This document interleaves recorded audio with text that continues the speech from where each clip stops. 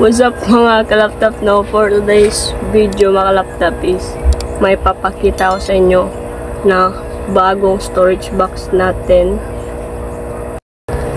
May pakita ko sa inyo mga kalaptop na binili natin sa GCC mga kalaptop, no? Na storage box, and then parang bagong stock to sa kanila mga kalaptop. And then pagkakita ko sa storage box, kasi mga kalaptop is yung mga mata ko is nag-heart. Mga happiness ng isang fish keeper. Ayan. Kung hindi ka fish keeper, so hindi mo malalaman yung feeling na makakita ka ng bagong storage box na type mo talaga, no. So ayun, nagkakahalaga lang siya ng guys, nagkakahalaga lang siya ng 120 pesos mga kalaptop, no. So ayun, binili ko na mga kalaptop para may remembrance tayo sa ating pera. So isa lang yung binili ko mga laptop. So ito siya. Yan. Gigabox. Yan, Gigabox siya. And then yung nagustuhan ko kasi dito is kulay black siya mga laptop. So matagal ko na naghahanap ng ganitong storage box. And then ayun, timing lang talaga na may stock sila. So hindi ko na pinatagal yung opportunity. Pinagtagal yung opportunity na makabili tayo ng storage box na naman. Kahit na wala pa tayo ilalagay na isda, at least may reserve tayo na storage box. Kung sakali man na mag-upgrade tayo dito sa may likuran ko. Na mga storage box, no.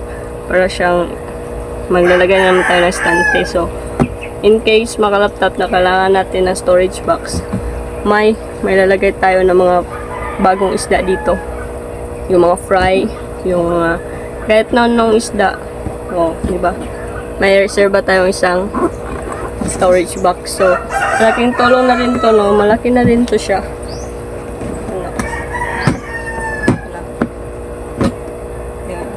Yan siya kalaki.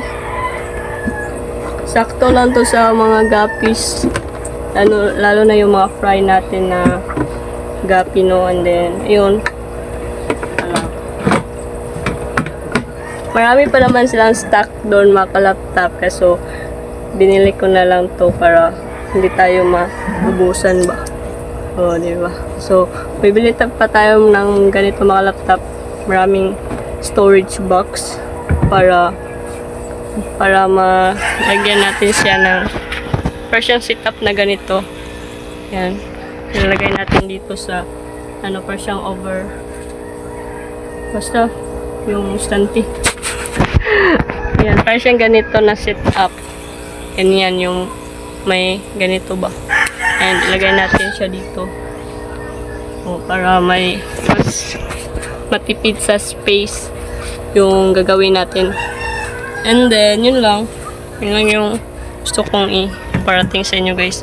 May bago tayong storage box.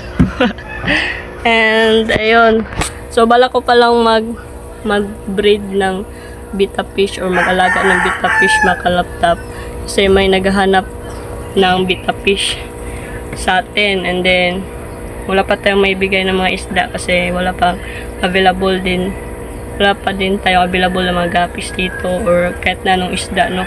So ito is for keep lang muna. Siguro sa susunod na mga buwan or susunod na taon, pwede na tayong makapag pour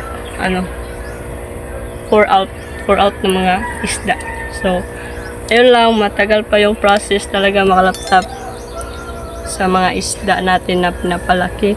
So abang-abang na lang kayo mga laptop, kasi mag-update naman ako sa inyo mga laptop kapag may available tayo dito, no. So yun lang, and salamat pala sa panonood, and don't forget to like, share, comment, and subscribe to my channel, and click the bell para like updated sa susunod nating upload.